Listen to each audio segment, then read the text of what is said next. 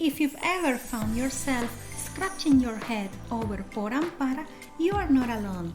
Many Spanish students, even some at advanced levels, still get confused by these two prepositions. But fear not, because by the end of this video, you'll have a clear understanding of when to use por and when to use para.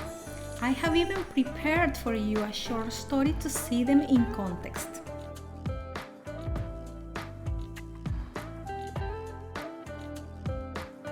Hello everyone and welcome back to Fluency Rocks. I'm Carolina from Colombia and this is the channel that rocks your language learning journey. Whether you are a beginner or have some knowledge of the language, I'm here to help you master your Spanish. So, without further ado, let's dive right in. First things first, let's address the elephant in the room.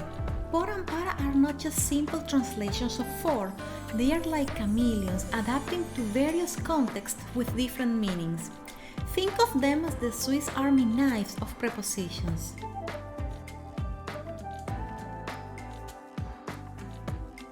Alright, let's tackle the usage of por. Communication. We use por when we want to talk about the means we use to communicate with other people. For example, contacté a la empresa por correo electrónico. I contacted the company by email. Todos los días hablo con Martín por teléfono. I talk to Martín by phone every day. La lección va a ser por Zoom. The lesson will be by Zoom. Travel. When we talk about travel, the use of por is somewhat limited because for certain means of transportation, such as car, bicycle, bus, train, plane, etc., we prefer to use the preposition en. However, in the following examples, we can see how we use por in the context of travel. Voy a enviarle un regalo a mi amigo por correo. I'm going to send a gift to my friend by mail. Todos los meses viajamos por barco. Every month we travel by boat. ¿Qué prefieres? ¿Viajar por tierra, por mar o por aire? What do you prefer? Travel by land, by sea or by air?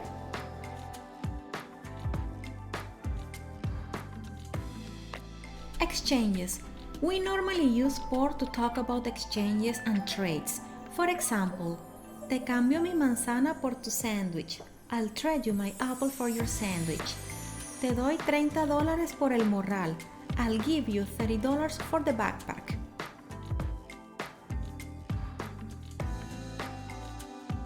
However, there's something I want to clarify here.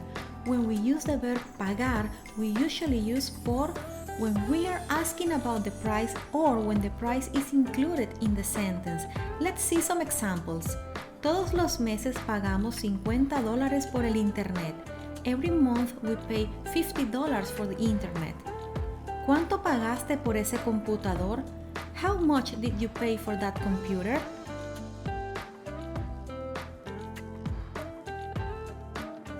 Now, when the price is not included or is not relevant for the sentence, we don't need por. Examples. Ramón está pagando el café. Ramón is paying for the coffee. Here, it's not correct to say pagando por el café because the price is not mentioned in the sentence. The same thing goes for the next one. Karen ya pagó la cuota inicial de la casa. Karen has already paid the down payment on the house.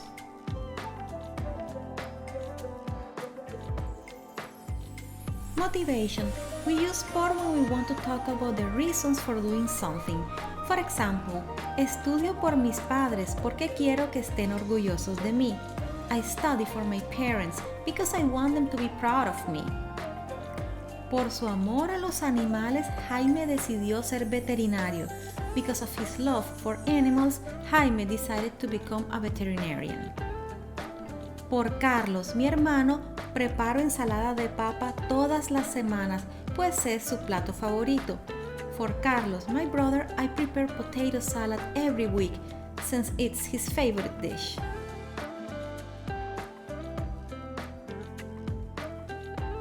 Here there are a few things we should consider. First, in these cases, por is never followed by a verb.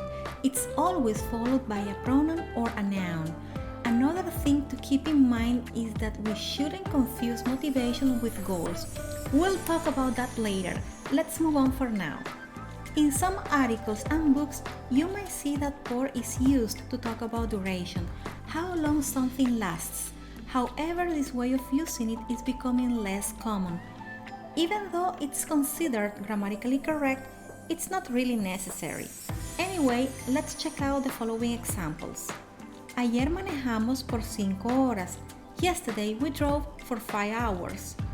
But we can also say, ayer manejamos 5 horas. In my opinion, this sounds way better, more natural.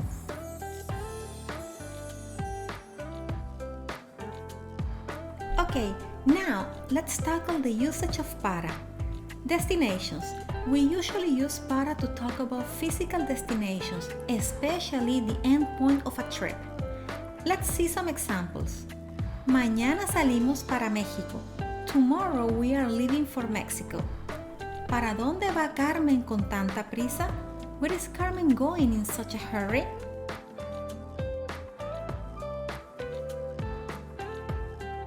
Something important to bear in mind is that when it comes to destinations, the preposition a is more commonly used than para. For example, mañana salimos a México. Tomorrow we are leaving for Mexico. ¿A dónde va Carmen con tanta prisa? Where is Carmen going in such a hurry? As you can see, the meaning of both sentences didn't change.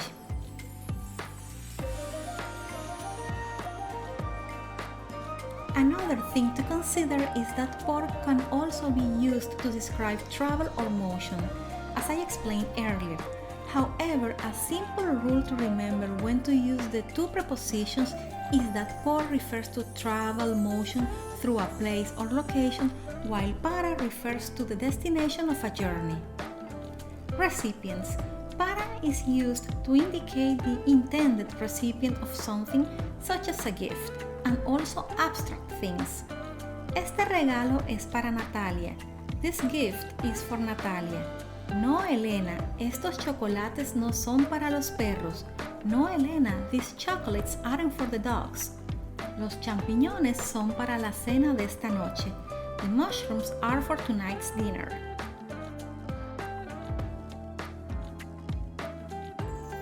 Something interesting about this is that when we speak about recipients, we can see the presence of the verb ser. It doesn't mean that ser can accompany para in other cases. It's just that in this case, it's always preceding para.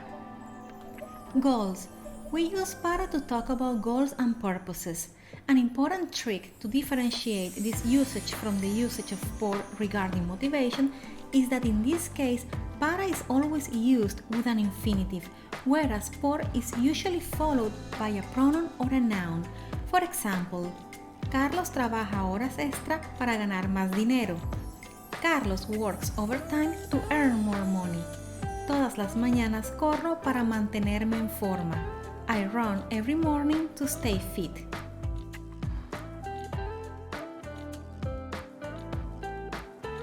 Deadlines. In Spanish, para can be used to indicate deadlines or due dates. Specifically, the preposition para can be translated to for or by in English in this context. For example, if you want to say the report is due by Friday, you would say el informe es para el viernes in Spanish.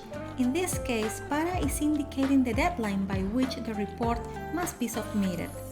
Similarly, if you want to say I need the project done by next week, you would say necesito el proyecto listo para la próxima semana in Spanish. Again, para is indicating the deadline by which the project must be completed. Here are two examples. Necesito la presentación para el viernes. I need the presentation by Friday. Tengo que tener el pedido listo para las 8. I must have the order ready by 8.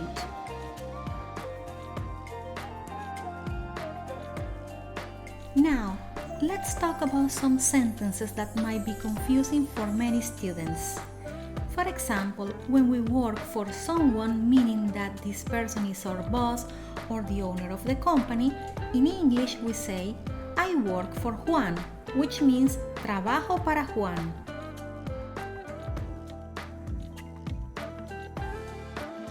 As you can see, in this case we used para. However, if you have a coworker and this person were to call in sick and you had to cover for them on a project, you would say, estoy trabajando por Jaime. I'm working for Jaime. In other words, it's as if you were saying, I'm working on behalf of Jaime. Jaime is not your boss. Now you're just covering for him because he couldn't show up for work.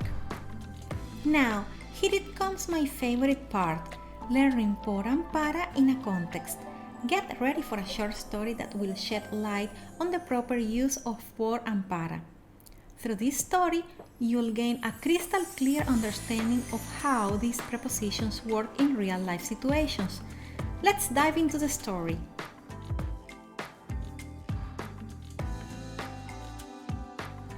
En un pueblo costero de México vivían dos buenos amigos, Carlos y Juan. Un día Carlos recibió una llamada por teléfono de su hermana Natalia, quien estaba lejos y quería enviarle un regalo por correo. Carlos, emocionado, le dijo a Juan, Natalia me va a enviar un regalo por correo. Espero que sea algo genial. Esa misma tarde, mientras caminaban por la playa, Juan le preguntó a Carlos sobre sus planes de viaje. ¿Vas a visitar a tu hermana por tierra o por aire? Carlos respondió, por aire, tomaré un avión. El próximo fin de semana estaré en su ciudad. Mira, este es el regalo que compré para ella. Es un hermoso vestido rojo, su color favorito. Mientras disfrutaban del atardecer en la playa, vieron a un artesano local intercambiando una hermosa escultura de madera por una pintura al óleo. Carlos dijo, mira Juan, están intercambiando la escultura por la pintura. Entonces Juan dijo, me parece que es un intercambio justo, ya que ambas obras de arte son excelentes. Ojalá yo pudiera tener alguna de ellas en mi casa. Al día siguiente, Juan y Carlos fueron a un restaurante cercano. Después de comer, Juan sacó su billetera y le dijo a Carlos, por favor, déjame pagar la cuenta. Carlos asintió y respondió, gracias Juan, pero recuerda que tú pagaste la última vez, así que esta vez pago yo el almuerzo. Más tarde los amigos estaban haciendo una fogata en la playa. Entonces Juan le preguntó a Carlos por qué estudiaba en la universidad. Carlos respondió, estudio por mi comunidad porque quiero trabajar para mejorarla. Entonces Juan le dijo, te admiro, yo en cambio estudio para conseguir un mejor trabajo y ganar mucho dinero en el futuro. En este momento estoy trabajando en un proyecto para lanzar mi propia empresa. El proyecto tiene que estar listo para el próximo mes, así que estoy un poco estresado. Llegó el día del viaje y Carlos se despidió de Juan, deseándole buena suerte. Recuerda, Juan, para mantenernos en contacto, estaré disponible por Telegram y WhatsApp. And there you have it, a short story to practice por and para in context. Now, let me ask you something. Do you have any additional tips for mastering por and para? Have I forgotten any important tips or strategies? If so, let me know in the comments down below. I would love to read your contributions and learn from them. Remember, mastering these two prepositions takes a lot of practice, so don't forget to keep listening, reading, and using them in your own sentences. If you liked the story and found the tips and tricks I proposed helpful, give this video a thumbs up and don't forget to subscribe to Fluency Rocks for more language learning tips, engaging Spanish lessons, and ongoing motivation.